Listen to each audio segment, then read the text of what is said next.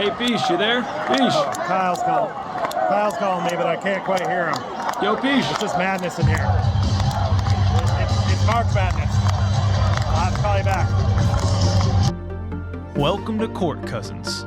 Two cousins sharing laughs and talking the team they love, the Orlando Magic. Let's get into it. Welcome, everybody, to Court Cousins, episode 15. My name is Kyle. I'm joined, as always, by my cousin, my co-host, Jason the Peach. We've got a great episode for you today, ladies and gentlemen. We're recording Wednesday, March 16th. We're going to check in with each other for our ROLO Check In. We'll scour the interwebs for your posts about our beloved Orlando Magic and the social media roundup. Peach will tell us what I learned in the recent set of games. We may get a call from a disgruntled older caller. We'll rank the prospects coming into the NBA for this draft. Very important to us Magic fans. And Peach will run us through. He'll dive into the treasure trove for Magic the Card Gathering. And we will name a champion for round 5 of the Court Cousins Championship and set up one final round to end the season for that beautiful Court Cousins Championship belt.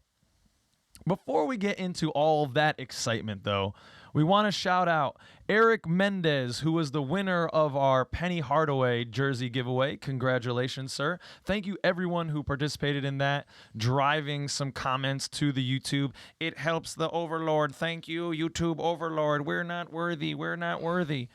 I joke, but in all seriousness, every time you like, comment, definitely subscribe, sharing videos, or just watching for extended periods of time. Matter of fact, just put us on and then walk away from your screen and just leave us running all day on a playlist. You know, all that stuff really helps us get to more Magic fans and hope to grow and bring in more folks to our beloved Orlando Magic community. Mm-hmm. So in that spirit, we want to thank you again. We're going to do another giveaway here, and it's going to be NCAA tournament themed. We're trying to get more engagement with you on Instagram. So this is at @court_cousins on Instagram. We are giving away those 5 beautiful Cole Anthony cards along with 3, count them, 3 Orlando Magic Team NBA hoop sets. So if you're a card connoisseur like us out there, you're going to love this giveaway. And all you have to do is go to our Instagram, at @court_cousins, tag one other Magic friend, because that's who we're trying to reach, and write or comment on that post who you think is going to win this year's NCAA tournament. So, hope to see you on the IG. Now, Peach, I want you to take this one away first, because I know you got some goodies. How you feeling, Peach, for the ROLO Check-In? Hey, yo. I'm feeling good today. There's a lot to be said. It's Stone Cold Steve Austin Day, by the way, so happy Stone Cold. Crack one in his honor. My ROLO check-in today, I've started to have to get a little creative because I'm finding the same ROLO pictures, so I've created a montage once again. I have a lot of free time, so I put this baby together of ROLO driving the lane and just coming to the hoop hard, and then I added a little bit on the side for my UVM Catamounts who are going to be in Buffalo, because tonight after we do the show, I'm going to start my journey to Buffalo. I'm going to be driving myself all the way to Buffalo to support the Catamounts. There's only one basketball team that I've ever loved more than the Orlando Magic, and it is the University of Vermont Catamounts. I used to work there. This will be the 5th time I've seen them play in the NCAA tournament, and I love following these guys. I still know the coach very well, John Becker, so best of luck to them. By the time you see this, they may already be out. No, or they could be a Cinderella darling. Cinderella darling. So yes, anyway, go Cats, I'm pretty go. excited about it, and that's kind of where I'm at. I think I had a different ROLO check-in until me going to the tournament came together. It came together fast. And it has to come together fast. Yeah. You find out on Saturday if your team's even making it, and then on Sunday you figure out where they're going. And if they're going too far away, it's out. But if it's within driving range, you can make it, and then you have to make plans, Couldn't find anybody else to take that other ticket as of yet, but we'll see how it goes down the pipe. Now, I wish that your Rolo check-in was a happy, smiling Rolo of you joining me. No, or maybe it's some not, Seton Fish. Hall-based stuff. But what do you got? Because he looks It's angry. not. Yeah, I'm an angry Rolo today. Holiday and Bobby Portis are holding me back. Hold them back, baby. Because, I'm not a happy Kyle right now at the moment. Of course, life is good. I have lots to be grateful for. But I'm a little upset that I can't join you, man. I've already used up some of my personal time. I got a wedding and a bachelor party coming up. And, I got to be in class with the students, so I can't take off these 2 days. Really bummed I can't join you. Also, just compounding that with the loss last night and watching that historic loss to the the Brooklyn Nets. It's tough. I mean, y'all know. It's tough being a Magic fan, and sometimes I just get freaking pissed off that we stink sometimes. We stink really bad sometimes. And so it goes with being a young and growing team. I get it. But damn, 18 wins in a freaking 82 games. Like, you're killing me right now, guy. This is tough. Everyone out there, I'm proud of you. All right? You have shown your stripes. You are not, as the kids say, a casual. All right? You're a true blue Orlando Magic fan. So I commend you. Tip of the cap to you all. So I wish you the best. That's great. I'm happy for you, but I'm pissed, Peach. Understandable. You know what though? We're gonna turn that frown upside down in this show today, I believe. Okay. I hope so. Let's get. Well, you're already smiling, so we're already heading off on the right direction. All right, let's go right into the social media roundup. We do have some yucks in this one. In this segment, ladies and gentlemen, we scour the interwebs for your tweets and posts that we find intriguing, insightful, or just downright hilarious. And we're starting off with the gold standard. Mr. Jeff Weltgod himself. And he's coming through strong today with a Tyrone Biggums meme. Classic David Chappelle, huge David Chappelle fan myself. And the Tyrone Biggums is asking, got any more of those Markelle minutes? Kids. And that's the first time I sucked in an alley for crack. Hilarious. Yeah, I mean, this was, you can see that little heart is lit up because I like this one pretty fast. Definitely, we're all getting that vibe now where we're kind of like, all right, you've taken the dog to the dog park and you tried him out on the leash for a while and he gets along well with the other dogs. Yeah. Let him go. Yeah. Let him run free. We're the overprotective parent. We're the helicopter parent. And I see why. I get why. From a franchise standard, you're like, there's nothing really involved in these last few games, except for a potential injury. But you got to let him go. Because guess what? If something is going to happen and the knee's not going to hold up and it goes now, you can fix it in the offseason. If you start next season and it goes immediately, well, now we got to waste another season? Yeah. So I'm for letting him off the leash, let him go. Yeah, I'm not a medical doctor. I don't know. I'm not. No. But he looks great. I just can't believe that he's been traveling with the team for months now, and we're still on this minutes restriction. I mean, he's taking it to the hole. He's getting contact. He's making cuts. Does 5-10 more minutes really make a difference? Let's start ramping it up. They've really been conservative about keeping him in that 16 to 20 minutes. Hey, what do you say about 25? Like, let's at least ramp it up here. And maybe we will. I think we might see that. So hopefully in the last, we got 12 games. We're going to allude to that later in the Court Cousins Championship. I got a bet for you around Markelle Fultz and his minutes, and we'll see what happens. Okay. All right. So next one. This one is a new user. I haven't seen this one before, Peach. Orlando Top Tier. Yes. And it's our squad. We got Mo Bamba in there, Cole Anthony, and Wendell dapping it up. And the text says, Orlando Magic are showing the league they are coming. And again, Peach with the quick, rapid heart there. Why'd you like this one so much, buddy? Well, it just, this was pre-Nets game. Clearly. And I'll get to those thoughts in what I learned. But, they really are. They're showing the league that they're here. They're not a pushover most nights. They're playing hard, even though their record isn't there. You're not just going to come into Orlando and get an easy victory. They're going to play hard. Yeah. And they're showing people that if since the All-Star break, they've played so well that, man, if they could start a season, even with this squad that they have now, but they're going to add people. Mm-hmm. Hey, right. Things are going to be different next year. Like the win column is going to have more wins. Like it's going to be a different setup. And it's important that they let the league know that because of the lack of respect I think we have around the league. And again, the Nets game did not help this profile. No. But everything up until that game had. Right. So let's not forget that. Yeah, it is disappointing about the Nets game because that, of course, was all that was talked about on national media today. Everyone slobbing all over Kyrie Irving. And it's like... And we're the butt of the joke again. Yet, our above 500 winning percentage since the All-Star break, our number one defense in the league since the All-Star break hasn't been talked about at all. No. And the return of Markelle, little dibs and dabs here. Right. Wendell Carter being a dominant force inside. Sure. Everyone's missed that.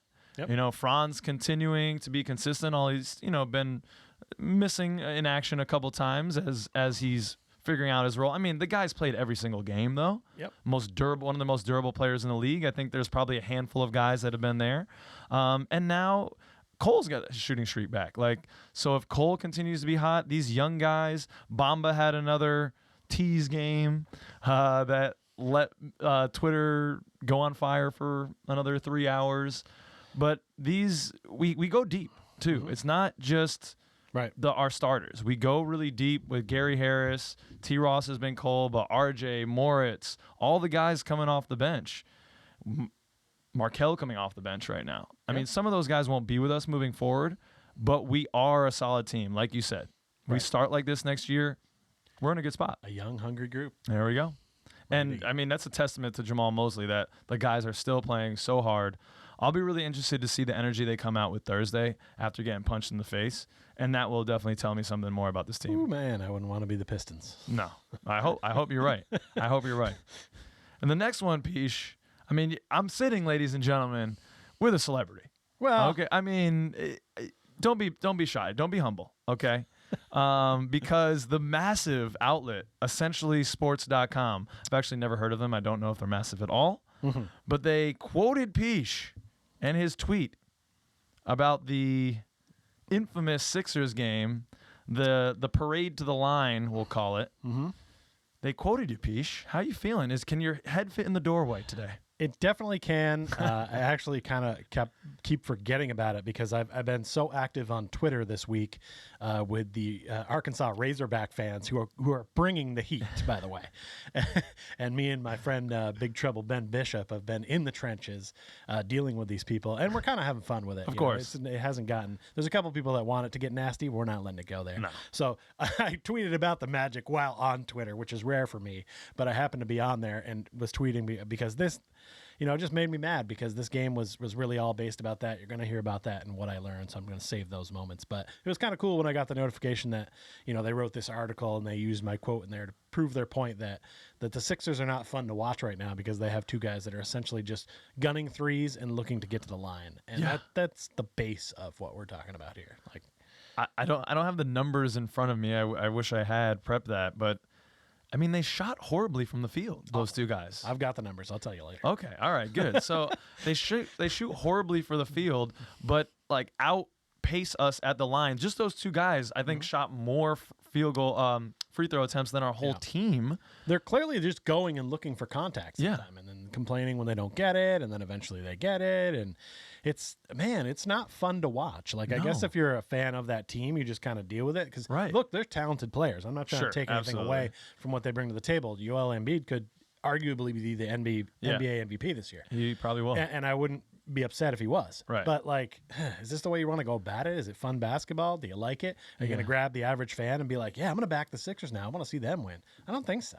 They're just not very likable is all I'm saying. No, I agree. It's not a fun brand of basketball. And much like our team, move the ball, pace space brand of basketball. And way different. What added salt to the wound was the fact that the NBA admitted that the referees missed a couple calls that on us towards the end of the game when it was a tie game in a pivotal situation that would have sent us to the line. And our guys are getting hacked, but we know how it is, Magic fans.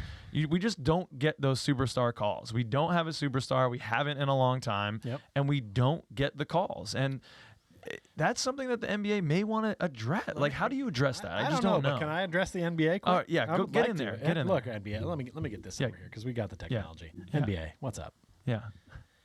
I don't need you to check in after the game and tell me you made a mistake. I watched the game. I saw it.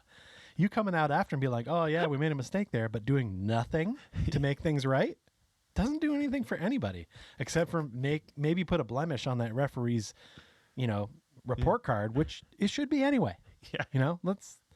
I've seen reports and seen that they're not putting the best referees on Magic games because people aren't really into them or watching them, and so they're trying out referees there. Put a couple marks on these guys, but I don't need the report after the game. Yeah, I just don't. Like, adding insult to injury. We saw it. Yeah, it's exactly. It's like, okay, well, you're going to take the win away from them?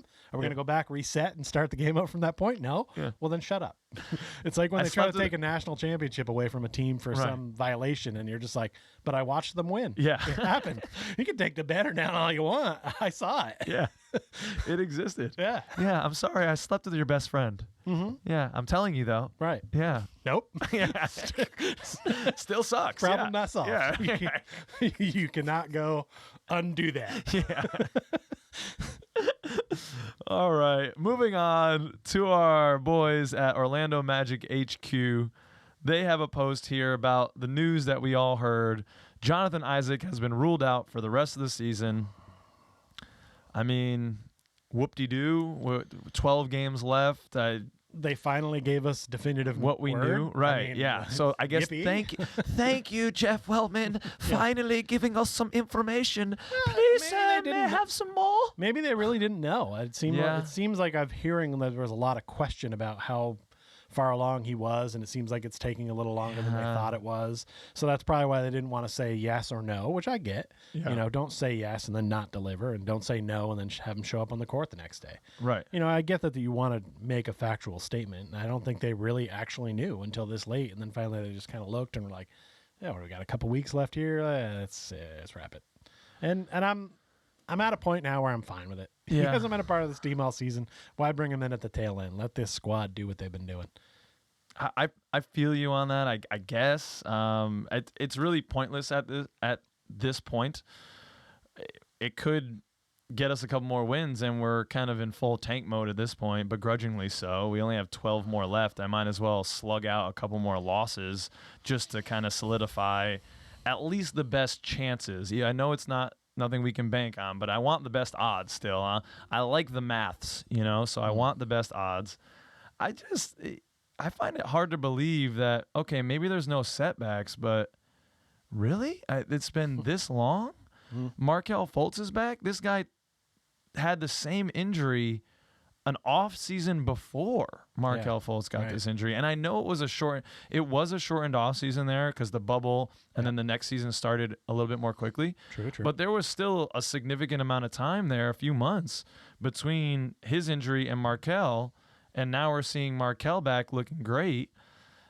Jonathan had some injuries before. It's just like, I just don't get it. I don't get how there haven't been any setbacks and we haven't gotten any information. And now it's just like, oh, yeah, he's not playing. Mm-hmm. Because, I mean, we did get information at the beginning of the year from Weltman where he was talking about the goals of this season were to reintegrate the guys, meaning Markelle and Jonathan Isaac. Yep. So there was the expectation, and maybe this is why they don't say anything. So let me not discourage you, Jeff. I'm not mad at you. All right. I would just like some more. If we thought the expectation was that they'd be coming back, give us some dribs and drabs along the way that, you know what, no setbacks, but the muscle is coming back a little bit more slowly. We just want to be really careful with our cornerstone piece. We think this guy is one of our franchise players, and we're going to be really cautious. And the muscle's developing slowly. Right. But this is where he is, and we're not going to rush it for no reason. Give us that. Give us something along the way. Without them saying it, that's what I heard. Yeah, honestly. Okay. By them not giving us any full report, that's what I heard. For sure. I read through those lines and decided that for myself a long time ago. Yeah. And I've reserved myself for a long time that I didn't feel like I was going to get to see him play at all. So is the only anxiety I have, and maybe you share this, is we're going to talk about the prospects that are coming into this draft later in the show, our top 10 Magic prospects, and how do I know, where I should be ranking those players? I guess it really doesn't matter if Kyle knows anything, really. I'm just a fan, and clearly Jeff Weltman doesn't give a crap about me. But, I just hope the heck he knows. He has earned my trust, him and the front office, John Hammond, so I guess I have to put trust in them. I'm going to go ahead and take the over here and say that he does give a crap about you. Really? Oh, Jeff, that's so nice. What a guy. I just wanted to see the whole squad on the floor so I could really know what we have moving forward. Sure. Are we solidified at the 4? Do you think they don't want that? Well, what do you mean? Because you just said I really wanted to see them all on the floor. And sure. They were. I don't. No. I mean, they want that too. Yeah. But I think, like you said, they're just being careful with a guy who they think is a cornerstone. I heard on some podcasts that someone thinks he's going to be our next All-Star. Yes. So, I do believe that. So if that's the feeling that they have with him, why not be super careful? It's not worth risking over the last 10 or 12 games of the season. Well, your question just now was, do I think they don't want him to see the whole squad on the floor? And part of that answer might be yes, they actually don't want him because they're in full tank mode. All right, they got the Panzer out there, and they are. Well, I think you're in the last 12 games, maybe, but I don't think they necessarily that's what I'm were. saying. I don't think they were at the halfway point of the season. For sure. But now, he might be able to play. I don't believe that he couldn't play right now. I don't believe it. He even talked about in post-practice interview how he's running full court. Although he said he's not running full speed, full court. He's doing half speed or half court, full contact. Everything is going like that. So it's like, okay, but you're not doing full court, full contact. I mean, that's a degree I didn't know existed. Well, I understand that I've definitely played against some neighborhood kids before, and I know I can dial it back a little bit. Don't have to swat every shot to the neighbor's yard. Right. If you're playing against other players, I don't understand how you yourself go half speed when you're in a situation like that. I don't. They can say it until they're blue in the face, but I'm sure he's playing and working very hard. I think that's just a cover up for things. But I'm sick of talking about players that aren't playing. All right, yeah. Tell us, Peach, about some players that are on the court right now. We're going into our next segment, What I Learned. And this is where Peach tells us what he learned. He gives us some takeaways, some tidbits, and maybe some yucks from the previous set of games. So, Peach, what did you learn in the last stretch? Well, during the last games here, we got started out with at Toronto, a 103-97 win. We just talked about me not wanting to talk about players that were out, but we were without Wendell in this one. We were missing him for these next 2 games. But we led from the start and just kind of held on.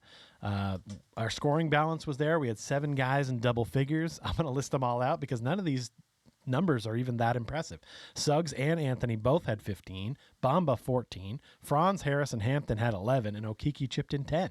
I mean, none of those numbers are that impressive. Yeah. But collectively, it's a team game, and we'll talk about that when we get to the Sixers later. That's how we win games.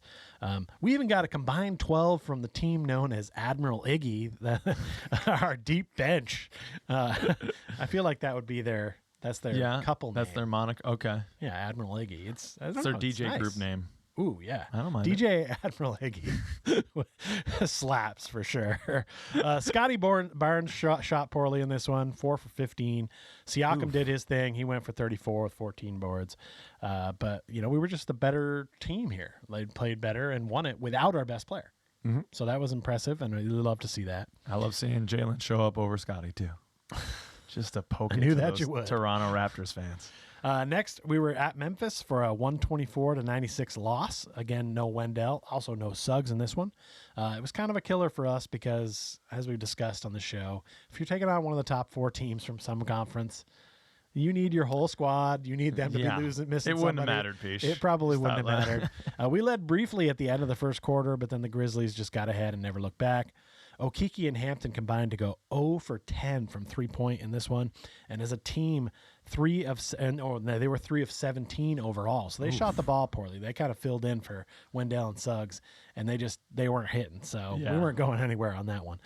Cole had 19 on 4 of 6 from 3. So his shooting is starting to come back, like you discussed. And Moritz put in 17 with 11 boards off the bench. For the Grizzlies, it's the same old. Morant with 25, Bane putting in 24. Their bench scored 50. I mean, they played a solid game all the way around. The Memphis Grizzlies are a team to be reckoned with as the playoffs come about. But in a couple of weeks, we'll get to talk more about other teams. There's no one that wows you when you read through their roster, but everyone is that's great team basketball. They're doing what we're doing on a much larger scale. Right, and they have their superstar. So next, we came back home to play against the Phoenix Suns in a 102-99 loss. Wendell was back with authority. He had 20 and 12. The team was only 7 for 39 from three-point land. That's 17.9%. What a difference it would have made if like 2 or 3 more of those would have gone in, especially when the end spread is 3 points. Yeah. The Suns were without Booker and Chris Paul, and we just couldn't get it done. They got 21 and 19 from Ayton. Landry Shamet, who we were trying to figure out who he was before the game, and then he lit us up for 21 points. 6 for 10 from 3. Unbelievable. Gosh. Yeah, you jinxed that. That was your fault. We're looking at the opening roster. Peach goes, "What's a Landry Shamet?" I'm like, and then a moment later, you're like, "That's the guy that's going to kill us, isn't it?" I know. I don't even know why I mentioned it, but that's what they get for putting guys you've never heard of in the starting lineup. Well, you know this is what you do, Peach. You speak things into existence, and so you can't be doing that anymore. You're right. I need to be careful. Yeah, be careful. With you great have power comes great responsibility, kids. Yes. All right, so then we were off to New Orleans for a 108-102 win. Yeah. Suggs was back here. We're at full capacity. We took the lead in the first quarter and then just kind of cruised. Slight bump in the third, but we maintained, I think, most of these games when we have that little bit of a issue in the third where the team comes back or whatever. If we can successfully fend them off, then we can win the game, and if not, it all goes to shit. Just gonna say it anyway. Bench points we had 50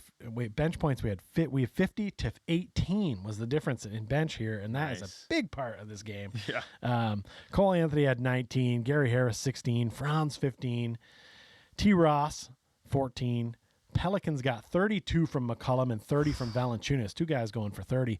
But other than Herb Jones 15, they didn't have much help. As we mentioned, the bench was just not there. Tony Snell checked in this game with 32 minutes. 0 points recorded. He did grab 1 board and had 2 steals, ladies and gentlemen.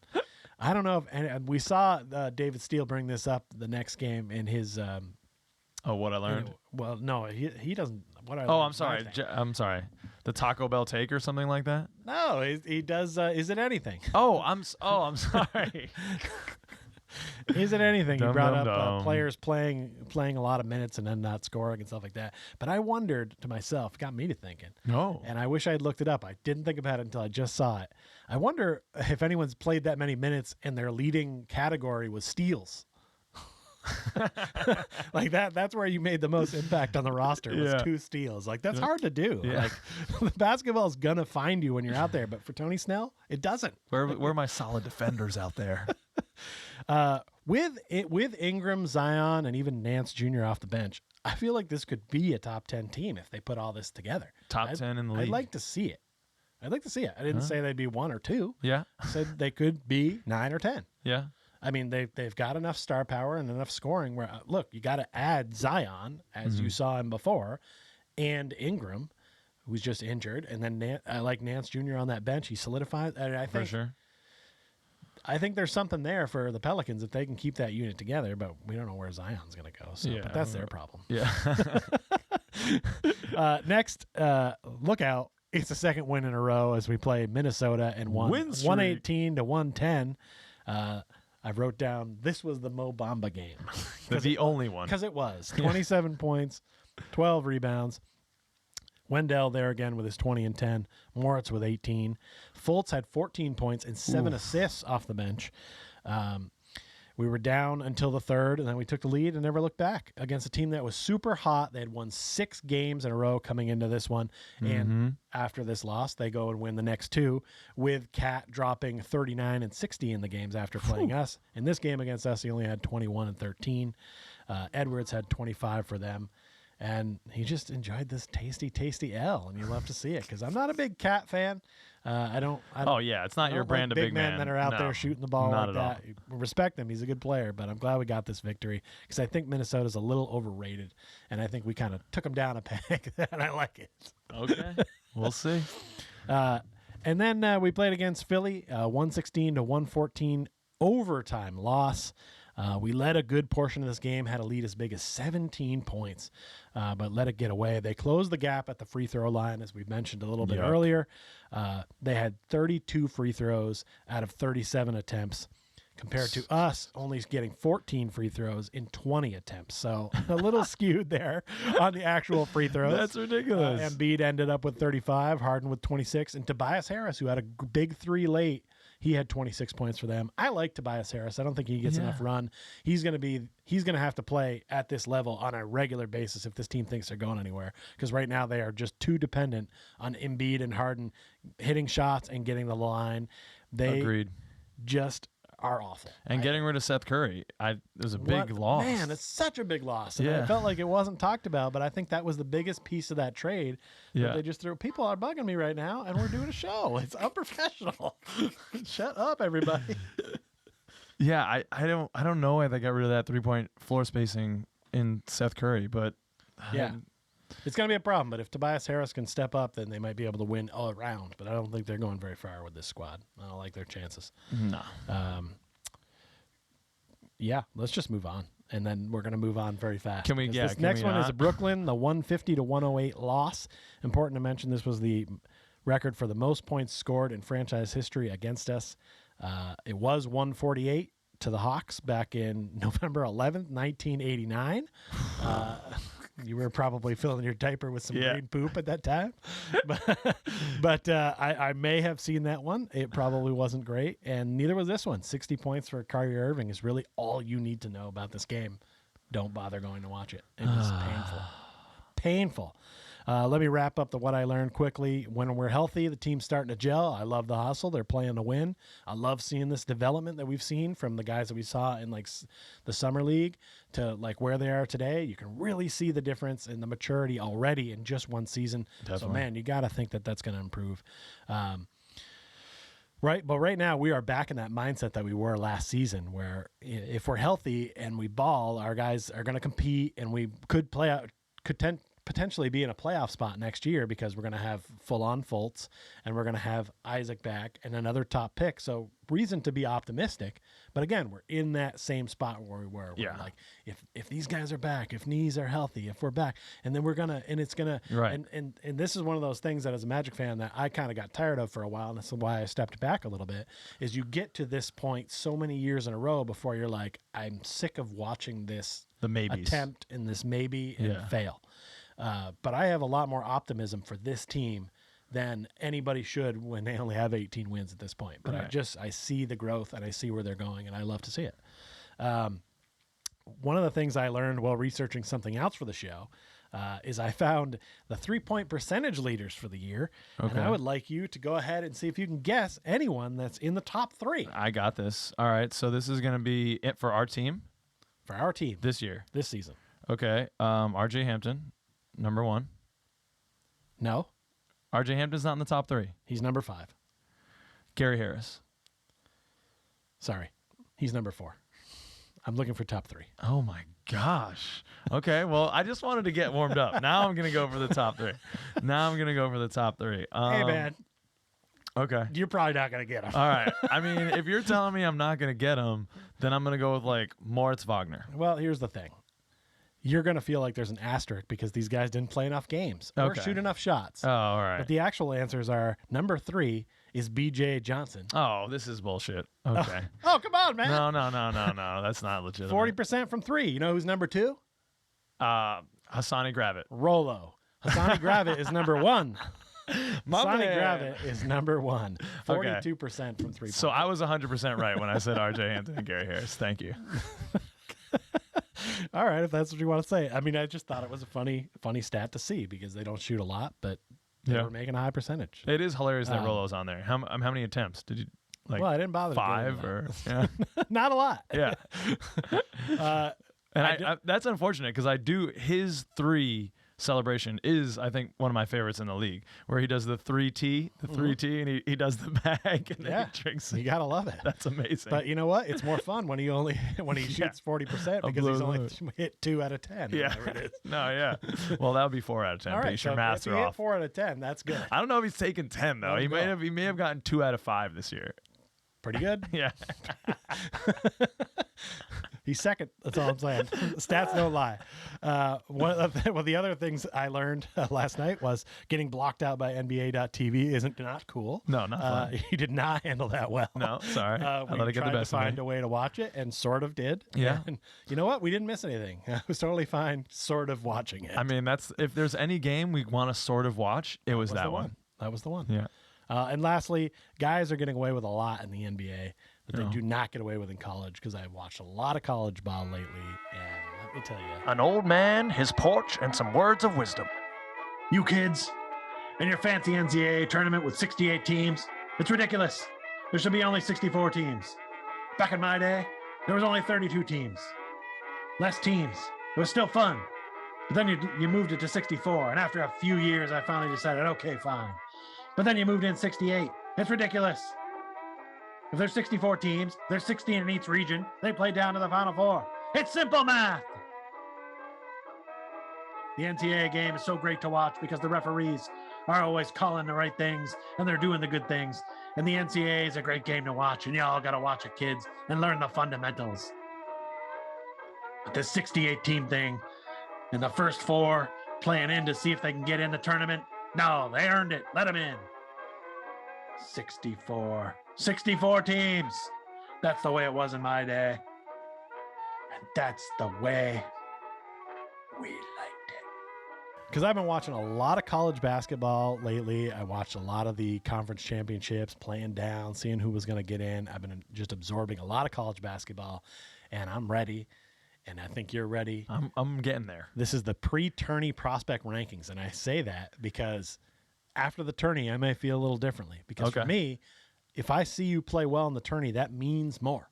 I think Jalen Suggs played himself up to where he was by having a great Tourney last year, and I think that could hold true for any of these gentlemen that are on my list and some that aren't. Right. So I mean, what you do under pressure matters. I agree. Yeah. Do you want to attack this list from the bottom and go to the top? I feel like we need to start at the top and go bottom. Okay, well, let's first put that beautiful graphic up. Ooh, there it is. Tasty. That looks so nice. So, I mean, we can see our 2 top 10 side by side. You have some notables. I didn't bother with that. We can kind of read them out for our listeners and then maybe talk about what the major differences are. So you want to read your top 10 out? Yeah, okay. First of all, I went with Jabari Smith. We'll get into him more later. Yeah, no explanation. Just read them out. First of all, I have Jabari Smith. Then I have Jaden Ivey from Purdue. Then at 3, I have Paulo Banchero. And then at number 4, I have Jalen Duren. And then at 5, I have Shaedon Sharpe. I'm not sure if they've decided whether he can come out or not, but if he can, I think he can. He's there. At 6, I've got Chet Holmgren. At 7, Johnny Davis. At 8, Ty Washington. Best name. At 9, Benedict Mathurin. And then 10, A.J. Griffin. And then as my notables, I wrote down Keegan Murray, who can't be forgotten, and Fabian White Jr., who could be a late-round steal. Okay. I have at the top, my number 1 overall prospect is Jabari Smith Jr., Paulo Banchero at number 2, Chet Holmgren at 3, Shaedon Sharpe at 4, Jalen Duren at 5, A.J. Griffin from Duke at 6, Jaden Ivey at 7, Johnny Davis at 8, Keegan Murray at 9, Benedict Mathurin, I don't know if I'm pronouncing that well, from Arizona at 10. So similar names in the top 10. There are just some mixed up orders at the top. So we both have Jabari Smith and Paulo Banchero 1 and 2. You want? I have Paulo as 3. Oh, you have Paulo as 3. Oh, you have Jaden Ivey as 2. Talk about that. Okay, so let's talk about that. Do we want to rap poetic on Jabari Smith at all, or just? Well, first when I was thinking about doing my rankings, I was kind of doing them based on just the talent that I've seen and whether I think these guys are going to be a good NBA player. Okay. The thing is, a lot of NBA teams do this thing where they think somebody's the best prospect and they just take them. Right. Like I have Chet Holmgren listed as 6. He's going to go in the top 3. Yeah. But some team's going to make a mistake. I wanted to take him almost even off my list or put him at like 8, 9, or 10. I had some drafts where he was even lower, and I was kind of forced to bump him up because I know some team is going to just take the chance on him, even though they shouldn't. So I kind of used a little bit of what I think they'll do and what I think that the actual can't miss guys are. And I think for me, like my top 5 are guys that are going to be NBA players that are going to be potential all-stars. Okay. But if I had to put my money down on the table on anyone being an all-star, it's going to be Jaden Ivey. He gives me the Ja Morant feels. He just looks like a star. He looks like a guy who's ready to move out and do the next thing. By the way, I think Purdue's going to do pretty well in the tournament based on his play, but they also have a couple other good players on that team to work with. I see a guy who's a winner and finds a way to get baskets and does the right thing with the ball. And in college, you want to see a little bit of maturity so when they take that NBA step, it's not going to be as aggressive. That's the same thing that people must have seen in Franz at Michigan. I didn't see him there a lot last year, so I don't know. But when I see Franz on the court now, I see a mature player who makes the right move. If we're up late, he'll pull the ball out. He won't just go get a layup for himself. Like he does all those things that a mature veteran player would do. You kind of want to see that. I want to see that anyway in a prospect, because I want to know that there's some sort of future here, because a lot of teams waste a first-round pick on someone that never pans out, never has the work ethic or the skill. And I think that Jaden Ivey is one of those prospects that whatever team ends up with him, they're going to love him, and they're going to be so happy that he fell to them wherever he ends up. But as far as talent goes, I've got him at number 2. Okay. Yeah, I mean, I'll put an asterisk on this. I haven't watched as much college ball as you yet. I plan to just put a dent in my couch this weekend and just get as involved as I possibly can, watching as much as possible, and I'm stoked for that. But I have been able to catch some things here and there, one of which was the Wisconsin versus Purdue game. I think we watched that together, actually, and Johnny Davis outplayed him in that game. Mm-hmm. So I get where you're coming from, and I've heard a lot of hype about Jaden Ivey, but I just don't know if I buy it all the way. I mean, So I have him. Where do I have him here? I have him at 7th, right? Because he's an average size guard. He's 6'4", same size as Suggs, and I think he's a little older. He's a sophomore, so he's like 20 years old. Mm-hmm. So, I don't love when we're like, oh, he's 20, but there is something to be said in the draft of getting a guy who's 18 versus a guy who's 20 in terms of upside. He's been okay. He shoots well from the floor, 47%, but most of his shots come close. I don't see him taking a lot of threes. He shot 33% from beyond the arc. That's okay, but the comps to Ja Morant, because he's so bouncy and he really gets out in the open floor, I mean, that's an impressive comparison, Mm-hmm. but I don't know if I'm sold on that. So the way I did my rankings was I tried to do something similar. Like my top tier guys, I think like my top 4, I'm just drafting kind of on potential. Like those are the best guys available. And then after that, I started going around fit for the Magic. Right. So that's why I have, I believe Jabari Smith Jr., Paulo Banchero, Chet Holmgren, and Shaedon Sharpe have the most upside, the most superstar potential. Those 4 guys. And then after that, my 5 through 10, I kind of see as guys that could be solid. But I definitely have a bunch of guys above Jaden Ivey. I know you're not high on Chet, but he's my number 3 just for the fact that, he's a 7-footer. He's got a soft shooting touch, and he can dribble the rock. You can see him multiple times go end-to-end with it. I know he's got to put on weight for sure.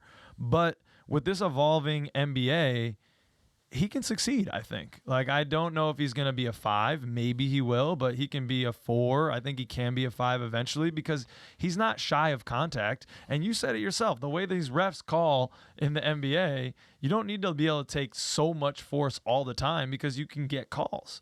So I think that he has the most upside potential. Chet Holmgren is the one player I don't want to end up on the Orlando Magic. Please don't let it happen. I'm sorry. I know Suggs, he's your boy. Yeah. I don't want this player. I don't like him. He's good right now because he's playing against college basketball players. Anything I've seen him do right now is not impressive because he's not doing it against other guys of his size or even on his ability. He has talent for sure. He's a great shooter for his size. Yes. He's going to be able to get it off. He's going to be he could be a stretch 4 for somebody. Right. You know, he's going to be somebody's white Mo Bamba. And that's what I'm saying. Like, I don't want that to be us. He feels like a huge injury risk for me. Like, I would be panicking every time he ran up and down the floor. It looks like he's going to snap a leg. You know, you got to get more bigger and get more muscular. And I don't know if his frame can do it. He's put on a lot of weight just this year, it looks like, from the beginning to the end. I feel I don't want the Magic to have to make that choice, to be honest with you. Me neither. Like, I hope we're the number 1 pick and we just pick Jabari Smith Jr., who just looks really unbelievable as a player. He's 6'10". Does he duplicate some of the skills that we have on our team? You know, we've got Franz Wagner, who's 6'10". We have Jonathan Isaac. This is why I wanted to see Jonathan Isaac from our conversation earlier.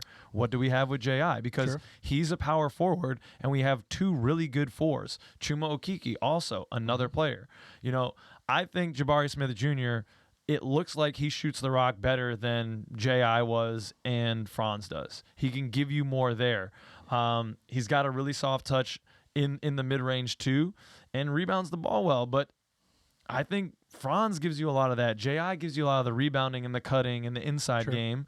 So there's a little bit of duplication, but hey, give me that as a 3-4 rotation because Franz can play the 3. Right. Chuma could probably guard the 3. J.I. could maybe play up at the 5 in spells. You know, I'm liking that length on the floor, that athletic length, a bunch of 6'10" guys, 6'11" guys. Length, we do. We do Don't love forget length. Bol Bol. Throw Bol Bol in there at the point guard position, and no one will be able to dribble up the court on us. Now, there is a little bit of duplication of skill, I think, but he's just by far the most upside. And we need, again, the way I rank these top 4 guys, I think have the most upside and superstar potential because we don't have a superstar yet. Right. We need a guy to pop. I'm not interested in taking another guy and hoping he develops. Nah, pass. Well, yeah. I would like somebody who's ready to play now. Yes. And obviously they'll have to learn the NBA game, but I don't want to wait 2 or 3 years for whoever it is to blossom because by that second or third year, we've got to figure out whether we're paying the guys we currently have. So I need something sooner. I don't know about you, but I think Paulo Banchero has the most potential. I think he has a lot of potential. I'm not, to be honest, I would rank him lower based on what I've seen so far. And I've seen Duke probably more than anybody else this year. Yeah. There's just, to me, if you're a superstar, if you want to be a top pick, you don't lose games to North Carolina when it's Coach K's last game and you're at home. You don't lose the ACC tournament final. You know what I mean? Like you overpower. You take your team, you put them on your back, and you say, "Let's go." And that's what you want from like your top, 5 pick or something like that. And I don't see that mode from him, but there's a boatload of talent there, and he's raw, as they say. And then so I feel like there's room to work with this clay and mold, but I don't think it would take him long. Yes, I think it could be like in the first season a major contributor, a potential Rookie of the Year candidate, depending on what he gets for numbers. I see it there. It's hard to see, but it's raw. And one of the things I think a lot of like people don't realize sometimes, you see players and they peaked to get their scholarship to the college, and some of them they peak in college. You need to be able to see a guy that has that ability to be able to make the move to the NBA for what we're doing, the purposes here, the draft. For March Madness, the work is done. You're there. You're in college. If you're a peak right now, go peak it out. Yeah. You know? Morrison did that for Gonzaga and then worked himself into a draft pick. And I mean, that guy was not going to play in the NBA. Oh, you mean the next Larry Bird? That guy? Right, exactly. That's my point exactly. But I could tell. I was like, yeah, this guy's peaking right now in college and he's playing real well, but he is not going to play in the NBA. And I don't understand why other teams didn't see that. Yeah. So that's the kind of vibe that I get from Chet, not just because they played for the same school, but I kind of get that vibe. Like this is a guy that's playing well now, but let's see how he does against actual NBA players. And I feel like it'll be a different story for him. I don't want him on my team. Okay. You went right back to Chet. We were talking about Paulo and just the overwhelming vitriol that you feel. Because he's the opposite of Paulo. I don't think so. I mean, Chet has barely even grown into his body. I think he's got a lot to develop. Mm-hmm. But back to Paulo, because I do want to talk about Paulo. I think that in just kind of watching some of those Duke games and looking at some of the highlights of some of these other guys and watching game clips, he has like the best off the dribble shooting game in the draft. Mm-hmm. And I think that's something like Cole Anthony has a little bit of that. Yeah. Like he can pick and pop, like off the dribble pop. But I think that's really when you're a superstar in the league, and we saw that in Kyrie Irving and we saw in Kevin Durant, and we've seen that with some of these guys, Paul George, like these types of dudes, you got to be able to pull up off the dribble. And I think he has the best skill set in that. He's got a great like dribble hesitation game in the mid-range. He's got a step back three in there. And those are skills that are very highly valuable at the next level. Right. That's why I'm saying his game will translate well to the NBA. I agree with you. So. And I'm almost talking myself like it's a 1 and 1A for me with Jabari Smith Jr. and Paulo Banchero. Yeah, like and if I'm considering for the Magic really, I might even put Paulo above Jabari just because I feel like Paulo's a little bit smaller. Oh, he's still 6'10" though, it says. Jesus. I mean, they don't look like the same player. Like Jabari looks much taller and longer. Well, when everybody's about 6'9", 6'10" out there, they all kind of look the same at a certain point. I guess Paulo like looks like a 3 to me. He doesn't look like a power forward. He does, yeah. Like Jabari Smith looks like a stretch 4 to me. Yep. So I just kind of see him at the 3 with Franz. Like I feel like we need a solid 3, and that's what I tried to think about as I was going down. Were the needs of the team? Do you want to talk about now, like outside of those? We've talked about Jabari Smith, who's at the top of both of our boards. We talked about Paulo Banchero. You have him 3. I have him 2. We discussed Jaden Ivey a little bit. You're very high on him at 2. I have him more down at 7. The next guy that's coming up we talked about Chet, who I have at 3, and you have at 6. The next guy that's on your list at 4 is Jalen Duren. Mm-hmm. I have him at 5. So we both have him kind of similarly there. Why did you put him at your 4? I was impressed when I saw them play. They didn't win the conference championship game, but I was impressed with him. I think he's a great inside defender. Look, does he fit on the Magic team as current? Maybe not. But like, if you just want a true center to go inside and play defense and do the stuff that we think Mo Bamba should be doing, right? That's him. That's what he does. Mm-hmm. He blocks shots. He plays inside. He does big man shit. and it's like, if that's what you want, it's good. And teams usually like to draft. Big men are harder to find. So, I mean, he's going to go in the top portion of this draft just 10, just based on that need. And I really think that this could be a draft where if for some reason we don't get the number 1 pick, but we get like the 3 or the 4 or 5, we could make a selection for someone else and try to find a trade and make some piece move. Because while I like all of these players in the top 5, I could also live with us parting with them being in the top 10 to still. Get something else to stay in the top 10 or move down a few picks and get another piece, assuming Isaac comes back and plays well. I'm willing to listen to it because I feel like, God, we've talked about the logjam at guard. There's no way we would draft Jaden Ivey, but if he's sitting there at 4 and we get stuck with 4, some team's going to want him. And some team's probably going to be like, hey, Magic, we will give you things. Yeah. A lot of things, because we want a guard. We need Jaden Ivey. Yes. And we'll be like, on. Yeah. And maybe we take Jaden and maybe we ship them somebody else. But either way, I think there's enough talent at the top of this draft that I'm like, okay, if we don't get the number 1 pick, I'm not that worried. That's why all season I haven't wanted us to tank, because I didn't know what we had for drafts. Nobody was jumping off the page. Now I feel like there's enough things that like we're going to get a solid player because we're going to be in the top 5. Right. Well, hopefully. So, I mean, Hopefully. I like to think so. Yeah, I mean, I've run some tankathon simulations that I don't want to speak about where we were in 6th and 7th, and I was like, wow, if this whole season goes by and we get 6th and 7th, that's going to be tough. Back to Jalen Duren, though, because, again, Peach, that's what we started talking about. right, but I was done. No, I do want to touch on your point about potentially moving in the draft. Maybe we can talk about that at the end, too. Jalen Duren, he's 18, so he's one of the younger players in the draft. Like you said, I agree with everything you said. He's a center. He's 6'11". He's got the physicality down low, which infuriates me to no end with Mo. I thought we saw a little hint of that in the Mo Bamba breakout game, and with Markelle coming back, it looked like he was crashing the board a little bit more. We'll see. But it might be nice to just kind of take a restart on a backup center, because Wendell, I mean, for me, he's impressed me to no ends this year. That's his spot. But we still do need a really solid backup big.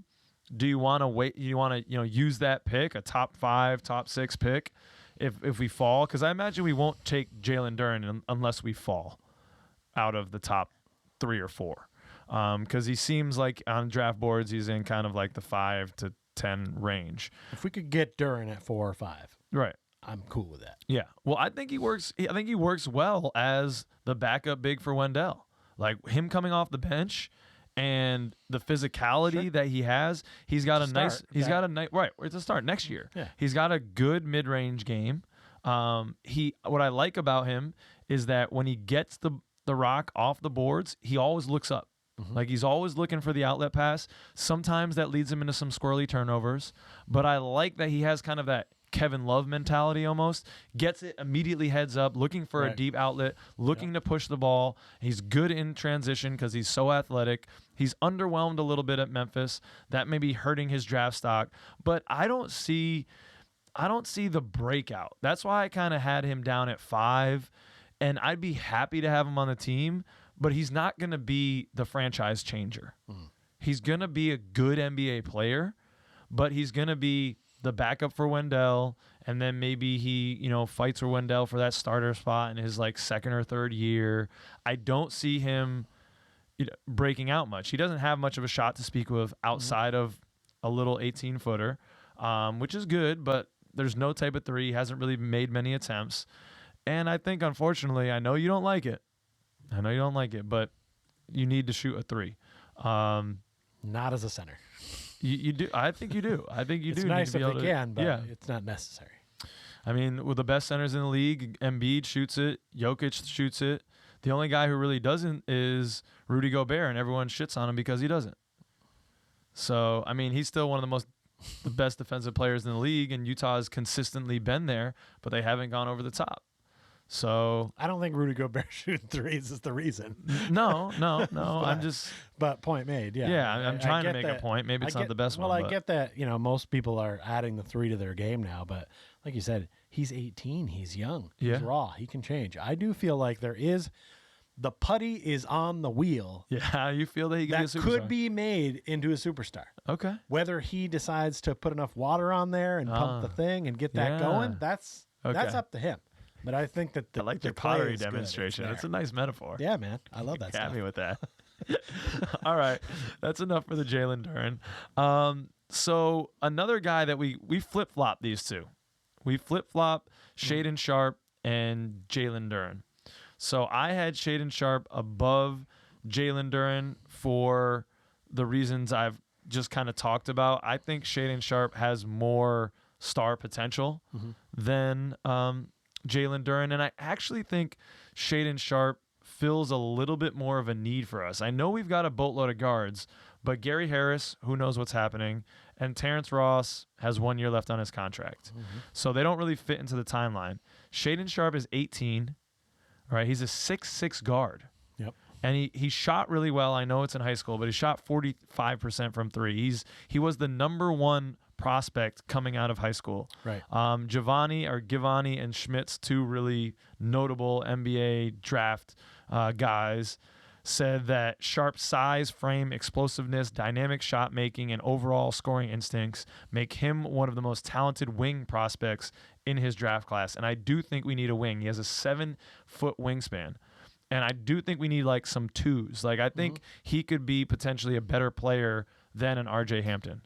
And that would be a great spot to have. Imagine like Markelle and him or Jalen and him at the 1 and 2. That is some serious defensive length at, in the front court, in the back court. Yeah, you're right. Where we're lacking really right now with the guards is size and length. And with Cole, if we take Franz and put him on one of their best scorers, then he wears himself out on defense and he doesn't show up on the offensive side, and we kind of need him on the offensive side. Yeah. So it'd be nice to have somebody else that can do that. And you're right, everything that you see on paper and all that kind of stuff, it leans towards this guy has got to be a high pick. He just has a huge ceiling. There's not a lot to have seen because he's 1 year here in Kentucky, but the one game I saw of him, and also Ty Washington played well in that game as well. Kentucky's pretty nice right now. Like they could win. Is Shaedon Sharpe playing now? Is he not? I don't think he was playing. I mean, the article I read today, it could have been a couple weeks old. He was still sitting, but I don't. I guess maybe I saw. Maybe it was somebody else that I saw. Okay, I don't know. Maybe they have another Sharpe. I would love it if he's playing because I want to see him in the tournament, but I didn't think he was going to play this year. Oh, he's just sitting. He came up late on the Wildcats, must have been somebody and else they said that he was going to be sitting for the rest of the year. I don't know if that changed. I don't know. So let us know in the comments if that has changed. Okay. Well, maybe. But I did see Ty Washington. I know it was him because I saw them put up a graphic about him. But you got to take a shot on him. I don't want it to be us necessarily, and I don't think it will be because I don't think we're going for that. Yeah. I mean, it's another guard, and people would be like, another guard, really? It's another one of those, if we end up getting moved down to 5, 6, 7, and he's there. Yeah. You take a shot. Pull the trig. Right. But it's not really ideally who we probably want right now. And, we'll look back at this video in a couple of years and be like, oh, my God, like I was an MVP. What are you doing? You never know. But that's what's fun. Actually, it's kind of fun. This is it's fun to do this now because we can look back at how smart or stupid we are and get more videos out of it in the future. Yeah. It'll be awesome. Yeah, this is even before the tourney. This might change within the next month. Exactly, yeah. I want to do this again in the off season after we've seen some stuff. But. Yeah. So we have those two guys flip-flopped. Then next, it kind of gets into a little bit of a hodgepodge. I got AJ Griffin much higher than you. He's my 6th. He's your 10th. Mm-hmm. I mean, I this is when I was really trying to figure out best fit. Like, I even put him above Jaden Ivey, number one because of the age. AJ Griffin is 18 years old. Jaden Ivey's 20 already. They have similar-ish numbers on per 36. Jaden Ivey's scoring 4 more points, but AJ Griffin's getting another rebound and Jaden Ivey's getting some more assists. But really, the reason I have him is he just looks like a solid spot-up shooter. He hit 46% from 3 so far in his first college year. Yeah, like that's one of the better shooters at the top of the draft coming out. And again, that 6'6" length. I don't think we need any more guards, but if you kind of have to sometimes go with what the draft is giving you. And outside of like Jabari Smith, Paulo, there's a lot of height at the top, and then it kind of goes guard heavy. So I think if we're gonna get a guard, I want a 2 guard, a 2 that can play the 3 maybe, instead of a Jaden Ivey or a Johnny Davis who are more 1 guards. AJ Griffin only made my top 10 because he's in other people's top 10s. Okay. I'm going to use these suckers right here. It's called the eye test. I've watched Duke a lot. Yeah. Name does not stick out to me. Okay. When I was looking at the prospect list, I looked at it. I was like, who's AJ Griffin play for? And I was like, Duke? I've watched a ton of Duke. I didn't see this guy. He should have jumped off the page enough that I know who he was. If he's going to be that high, and he hasn't. I respect all the talent he may have, and that's all well and good, but I'm just using my eye test. And this guy did not jump off the screen to me and make himself be known. And sometimes guys get drafted because they're on good teams. They're on great teams like Duke, coached by Coach K, and like the team plays well, and they have Banchero, who's a great player. So he gets some rub, he gets some of those assists or whatever it is. And I think that could be what's going on here. And I'm not willing to be fooled by that smoke screen. I feel like there are better players. Well, yeah, I mean, I have Jaden Ivey behind him. And to your point, I mean, Jaden Ivey's kind of carrying that Purdue team, right? I don't know. They've got a couple other solid players, but he's definitely... He has more star power. He's the engine that makes that train go, that Boilermaker go. All right. It's not Clay, but it's all right. Now, you have Johnny Davis 7, and I have Johnny Davis 8. You want to wrap Poetic on him? Yeah, Johnny Davis is a great player. He could end up being one of the steals of this draft, but I don't think he's going to go much higher. Right. I think we've got him in a good spot in that bottom of the top 10.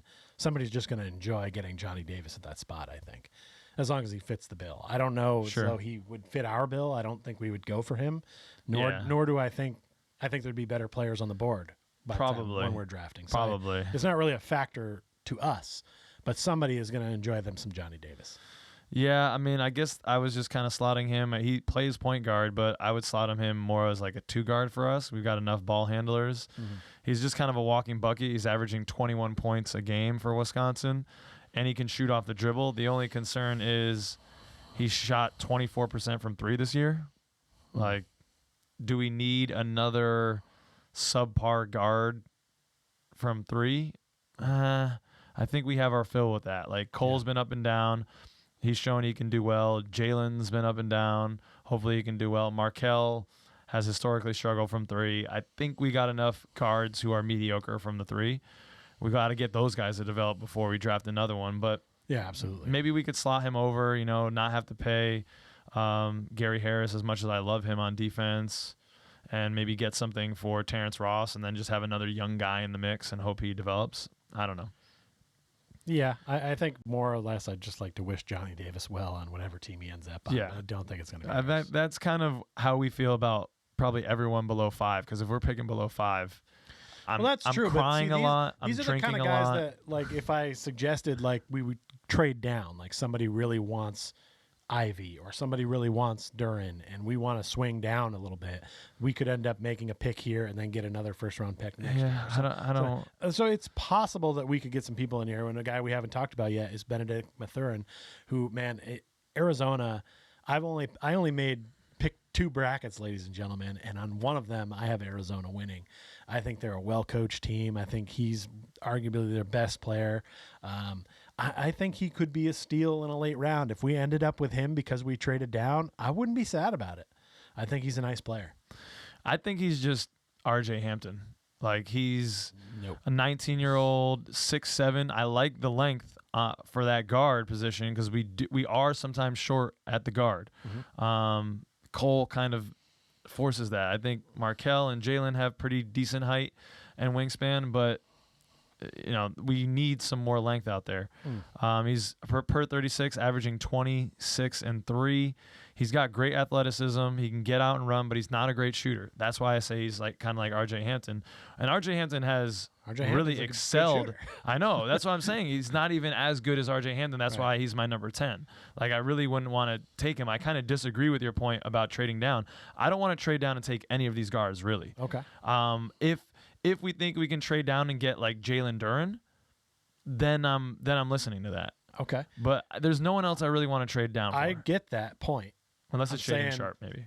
Find these guys when your butt's making a dent in the couch this weekend and watch the tournament. I will. And see how these guys play, and I think you'll feel a little differently. Yeah. I mean, I'm basing this mainly on some, again, clips, highlights, statistics. Watch them play a game, give them the eye test, see what they're doing. A whole game matters. One of the guys that we haven't mentioned yet, but it made my notables, but made number 9 on your list, is Keegan Murray. Yes. If you put the eye test on him while Iowa's been on this fantastic run, you would see that, man, this guy definitely is going to be a top pick.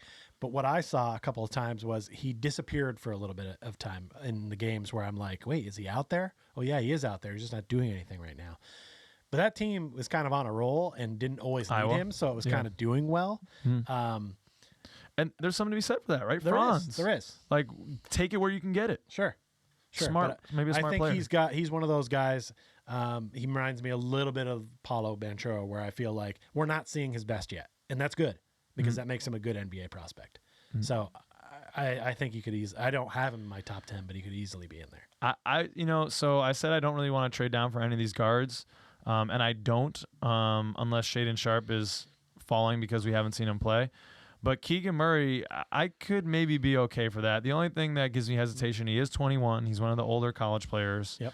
21. I like that. That's such a young guy. Nah, but I mean, I just said we want a player who's ready to go. Right. So he's going to come in and he's going to be ready to go. But so is Chris Duarte. And he's been playing great for the Pacers, pretty well for the Pacers, but he's kind of fallen off in terms of the hot rookies. Like, he's not really in the conversation anymore. He's going to be a solid NBA player, but you can tell the other guys are continuing to grow and excel and develop, and he's, kind of just trugging along. He is what he was, more so than the other guys. No disrespect, but there's kind of that youthful vigor, shall we say, that pushes guys to develop. And I do hesitate, to take a 21-year-old in the draft so early, because you're drafting most times on just upside. But he does have the best stats of any of these guys that we've talked about per 36. Exactly. 27 points, 10 rebounds, 1.2 assists, 2.2 blocks, 1.5 steals. I mean, he is stuffing the stat sheet. Yeah. And again, 6'8". Could he play he's a power forward, I believe, with them. I don't think he'd play the 4 with us with the length that we have. He was doing some 3 things. Right. Some 3 things would be great. I think we need some 3 things. Yeah. That's an area where we need. So if we could, you're right, if we could trade down, get a guy like Keegan Murray, right, and get something. But we have to get something back. So you almost need to root against Iowa in this tournament so that he doesn't get seen more for that to happen. If you really love him that much. And Iowa goes on a run, he's going to move up. I'm not talking about trading that far back. I'm talking about trading like still within the top 10, maybe 11. Me too. Yeah. I mean, I think he'll be in the top 10 or maybe 11, 12. He should go around there. Yeah. So I don't think that's a stretch. I just think, what do we get back? I don't know. That's it. Could be anything. It's almost too infinite to consider. Players, probably not, but it could also be draft picks in this year's or next. I mean, you have no idea who's going to come to the table for what. Depends on how bad they want whatever we're in line to get. So yeah, and what piece are we going to get? Because if we trade back, I want a piece with it that can help us, and that pick. I don't necessarily want like a future asset anymore. No, I don't want that anymore. No. We're here. We need to start developing. We're gonna have 2 number 1 picks. Right, exactly. We already have a stockpile. But if we could move up, yeah. But then I want someone back, and I'm looking at like Tankathon's mock draft. It's just purely in order, so it's not obviously But you look at the teams at like 7 through 12. So you have the Spurs at 7. Portland has both 8 and 9. Knicks are at 10. The Grizzlies are at 11 from the Lakers. The Washington Wizards are at 12. Hornets are at 13. Hawks are at 14. Like, if that gets mixed up somehow and the Hawks bump up, they have some pieces. Maybe that, like, I don't know. Like, do we Portland want anyone has on 8 and 9? Well, according to this right now, they have it from New Orleans. So if something, I don't know how the. Oh, it might be protected. It might be protected in some, like if that bumps up. Gotcha. I bet if that bumps up to like top 5 or something, they probably lose. New Orleans still gets it. Okay. So this is just purely based on record right now. Sure. But imagine if Portland had 8 and 9, and they really want somebody to pair with Dame to save the day. So we get 2 guys? They will give you 8 and 9 and probably something else. No, they already offloaded all their stuff. They're not going to – like, I don't want 2 more guys. And I don't want 2 more young guys. I want – if I'm going to trade – Who said we had to use both those guys? We could trade one of them. Sure. Okay. All right. Now we're doing all types of mental gymnastics. There's too many infinite things for us to really sit and say what could happen when it comes to trades and all that kind of stuff, because there's way too many dealings. And our brains are – our domes – are simply just not the same size as Weltman there. So we'll just leave it up to his magnificent dome and trust in that huge cranium of his to make the right choice. They're cooking us something up. A spiced meatball, maybe, yes. The last guy we did not mention at all, but I want to mention is Fabian White Jr. with Houston. Houston could go on a run. they're a well-coached team, and I don't think they're getting as much respect as they deserve. They were in the Final Four last year, for crying out loud. Houston, look out. Okay. You messed. I had a night. I thought I summed it up nice with the Weltman cranium. I was just going to keep it moving. You did, but I can't leave out Fabian White Jr. He balled out. Fabian, we see you, buddy. All right. Now, going from prospects to some of the gentlemen who have already worn the Magic pinstripes. Pisha's going to dive into his treasure trove for Magic the Card Gathering and dig out some new categories, from what I hear, to tell us some stories and insights about our favorite Orlando Magic players for some basketball cards. Yeah, I'd gotten away from the categories for a while, and it just didn't feel right. Okay. But I found a way to freshen it up with 5 new categories. That doesn't mean the 5 old ones are going to go away. Okay, thank God. It just means that now there's 10 categories to choose from. I'm thinking about adding a wheel in there in the future. Who knows, man? This could be fun. Okay. But anyway, first up, I've got the category called I've Got Your Number. And this will be players that are wearing the same jersey number. So first off, I'm going to show you number 3, Steve Francis, right there. Ooh. Everybody remembers Stevie Franchise. We made that big trade and thought, all right, here we go. We're doing things now. But we gave up too much. And Steve Francis didn't quite play at the same level for as long as he did. So he wore the old 3. I've got one of his old 3 jerseys over there. And who wears number 3 for the Orlando Magic right now? Mr. Chuma Okeke right here on the orange variant.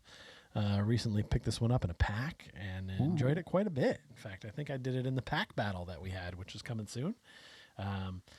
Chuma is wearing that 3 in style. One of my things about numbers when it comes to our jerseys is if we're wearing a throwback jersey and somebody's wearing the number of somebody, like if I ever see Suggs wearing the classic pinstripe like you have on right now with a 4 on it, it's going to make me feel weird.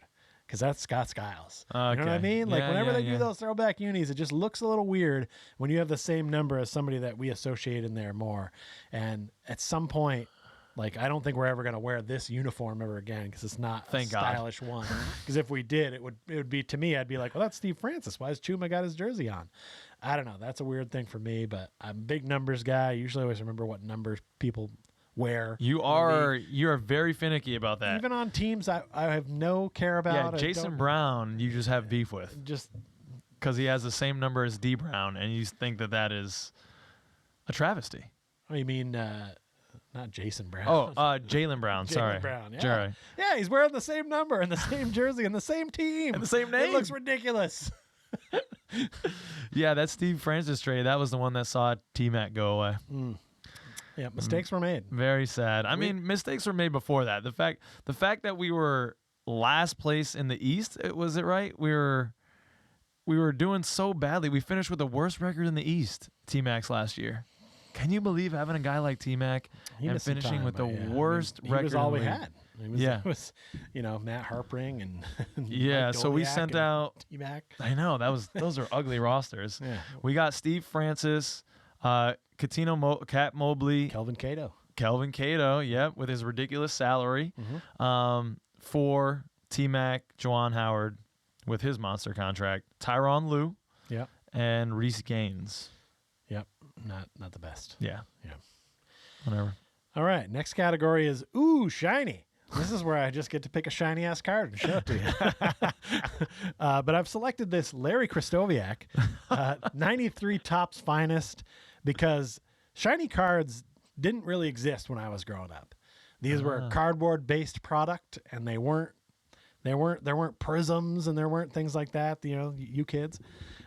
You kids. But this card, Topps Finest, started to become one of those every card in here is shiny, get used to it kind of sets. And it was mind blowing in the early 90s to see this many of cards like this. You'd pull that out normally, you'd be like, oh my God, I hit the lottery. This is just a regular common card of Larry Kristoviak, and it's really shiny. So these first gen shiny cards. Some of them, yeah. The skin tones on the players, they didn't get have the so technology. Jacked up. The technology did not exist yet. They just were like, hey, I can do this to the card, and they're like, yeah, he looks a little weird, and they're like, but shiny. And they're like, yep. Okay, So go with it. That's why we start in the category off. Yeah, with Larry. I have a shiny one. I think similar year with Jeff Turner. That's the one I That's got the year signed. after. I have the same. That's the one I got signed when we went down, and I gave it to him, and I'm like, oh man, I'm sorry you're yellow. He had a chuckle about it. He didn't mind, but there it is. Yeah, he looked yellow. They got it a little bit better on these. Yeah, a little bit. Yeah, a little bit there. All right. And next I've got why? Just why? That's it. And this is a category for why did the Orlando Magic get this guy? And man, I couldn't start this category out with anybody different. You know it's coming. No. It's Glenn Big Baby Davis. You bastard. Just ruining that number 11 jersey for the Orlando Magic. I just don't get it. A lot of teams in all sports do this. When there's a player that's really good playing against your team, you think, we got to get that guy. And you think, great, now he plays for us. But he never plays the same for you. And he only played well against you. So why don't you take a little research and look at that? I've seen it happen a lot in the NHL too. So it's not just an NBA phenomenon, but this is actually a red variant of this Glenn Davis. Oh, you for love a anybody variant. who's really into their fun variants. I know you've asked it several times. Did you ever come up with an answer for why? Just why? I mean, he's a rumbling, tumbling ball of fun times. Great personality, put some butts in the seats. I don't know, man. I was in Boston when he was, backing up at the 4 on those I wanted to say KD teams, on the Kevin Garnett teams, Ray Allen, Paul Pierce teams. He was just a great role player. And yeah, I was maybe drinking a little bit of the Boston Kool-Aid because I did get a little overexcited. The dirty water. The dirty water, indeed. And I called you when we got Big Baby Davis. I was like, oh, Big Baby Davis is coming. He's going to be solid. He's going to be great. I may have said great. He wasn't. Why? Why, Beach? I really only made that category for this moment, so I just had fun with it. No, we'll do it again for sure because we've made lots of mistakes, and I find lots of guys that I'm like, why? Just why? Next category is rare treasures. Okay. So this one's going to be all like signature cards and numbered cards, memorabilia cards that are going to be fun and you'd think would have a lot of value. But I'm going to preface it because today's does not. But it definitely is rare because I've got a numbered card for you. Now, it's numbered 1013 of 2,325, which is very strange. And the part of the reason I think this is even rarer than that number is I'm pretty sure if anyone got this card, they probably just threw it out. It's Danny Shays. He played for us, wore some goggles, some stylish goggles that worked on his face. He's come up a couple of times when we're talking about Wendell's goggles. I think Jeff Turner mentioned Let me see the other that. day. I don't think I could pick him out of a lineup. They're almost like a safety goggle kind of look to him. Okay. He's got a construction goggle Danny on? did not play for the Magic for too long, but he had a cup of coffee here. He played around. Not a very notable name. But when you got a serial numbered card of a guy that a lot of other people would see that one and just flip on by, but it happens to be numbered on the back, you'd miss it if you weren't paying attention. Yeah. So I feel like it's even more rare than it's seen there because who people would threw keep these this? out. Who would want it? Yeah, like 2,000 back in the day, kids would have put those in the spokes. Right. 2,000 of these got thrown out. So there's really only 300 of these That's what puppies I'm saying, around. man. It's a rare treasure because Danny Shays is rarely seen in Those any NBA circles anymore. those goggles are nice. Those are like what they give you in chemistry class in high school. I use those sometimes when I'm doing, if I'm using the saw, Yeah? cutting up some hockey sticks at work or something like that. Yeah. You throw on a pair like that. They're There you nice. go. They're good. Yeah. I've driven the Zamboni with them. They're good. I'm telling you. Take notes, Wendell. Lastly, we've got for you Photo Buttes. Photo buttes. Photo Buttes. This is nice photography on display. Just a good looking card. You said that to me the other day. You're like, I like a good looking card. I don't like those ones where it's just the player and everything behind him's chrome. Like I want to see a nice some shot. action. I want to see some nice shot. And you know what? I said, photography. I like that too. Okay. So I made a category just for you, buddy. Hey, thanks, Bish. And who's kicking us off today? I've got Mr. Evan Fournier here. Oh, allez bleu. One of your faves. Yeah. And this was very unique because I was looking for a good photography card and I started to notice something. This Evan Fournier is here. Now I'm going to also show you this Evan Fournier. And then I'm going to show you this Evan Fournier. This is the blue variant, by the way. And if you notice here, Evan Fournier is taking the ball to the hole in every single one of these. These are back-to-back years. And they just were like, a lot of players will play a lifetime and not have a card with this nice a picture coming from over the backboard. You drive into the hard to the hole. And Evan Fournier just got like 3 back-to-back. They just said, and Evan Fournier, yeah, he can get to the hole, but I don't know if that's what we know him for. No. But on these 3 cards, you'd think that's all he does is drive the basketball in 3 different uniforms, basically the same shot, but they're all buttes. Alligator at these. That is a nice I'm shot. sure you have similar ones in your collection, but when you start looking, I started looking for a good one, and I started to notice that I was seeing almost the same picture of Evan Fournier in every card, but because he's in different uniforms, they clearly didn't use the same shot. It just happens to be a coincidence. Maybe somebody over there at Panini really likes Evan Fournier and did him a solid. He really benefited from those Vucevic screens, I guess. Yeah, man, and that's it for my new 5 categories.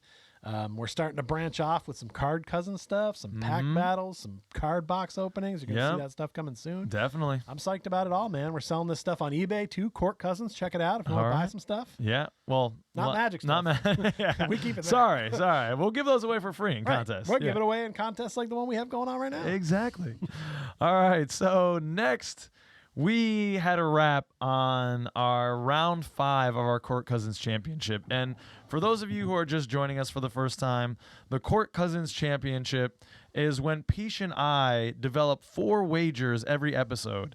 And at the end of a month, 2 episodes, we crown a champion to take home, well, it stays in the same place, but to wear that golden beauty, the Orlando Magic Court Cousins Championship belt. So going into this week, it was tied 2-2.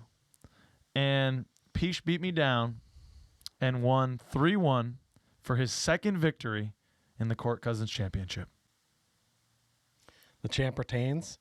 I don't know if you've noticed, but I've brought in a little bit more extra gold here. Okay. Because calm down.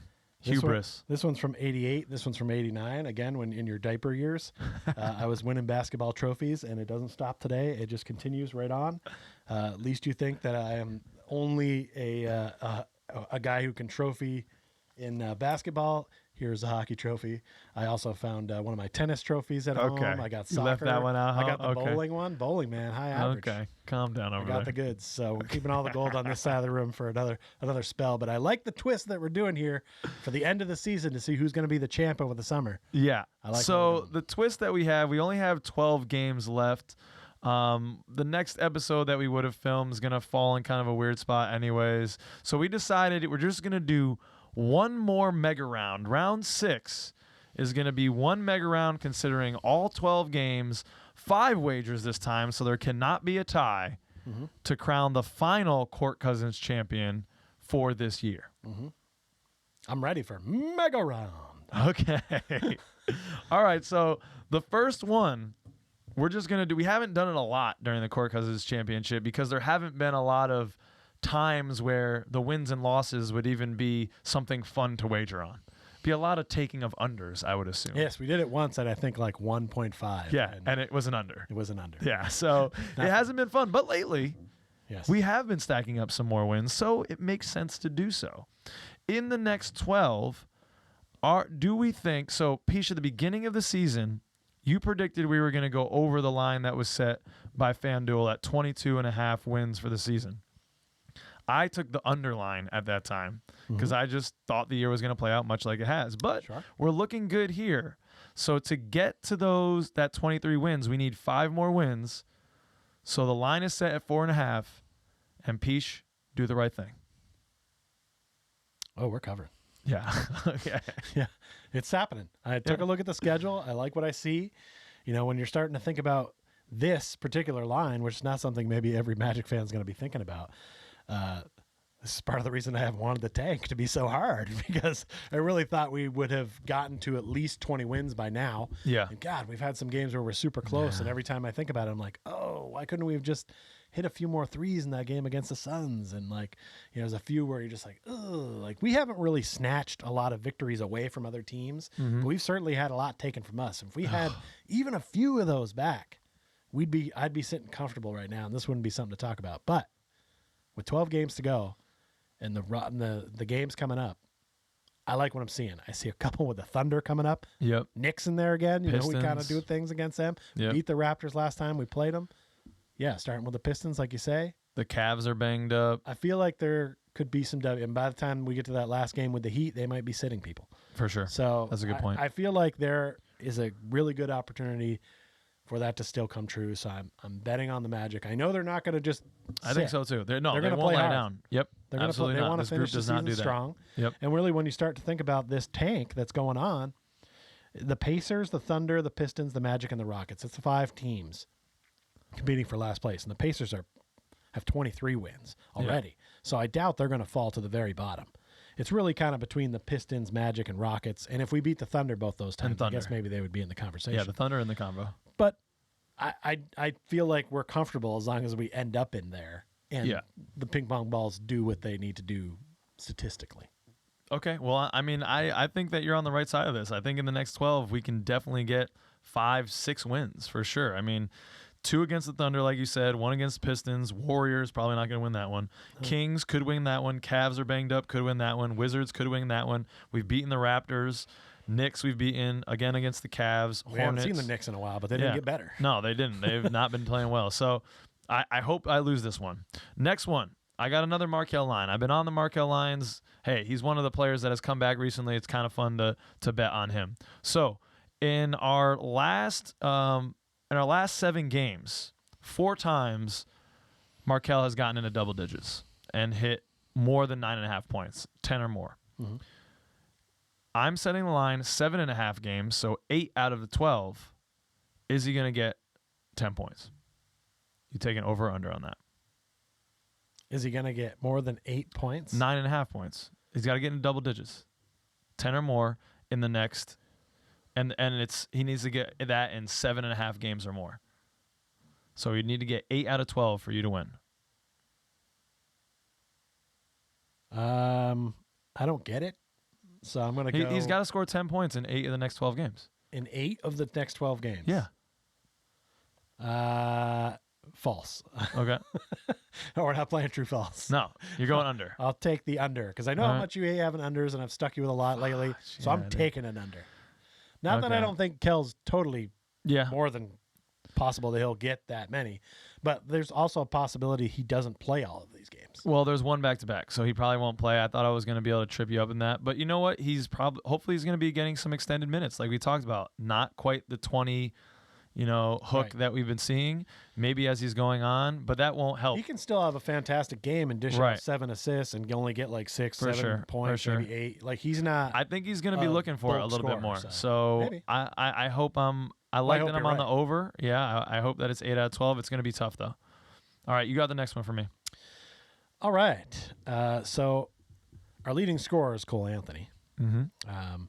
But at number 2 and 3 are Franz and Wendell. I don't think it should be too much of a shock there. Franz is at 15.3 right now, and Wendell at 14.7, which I was a little shocked at. Okay. But I'm going to go ahead and call that pretty much equal at this point.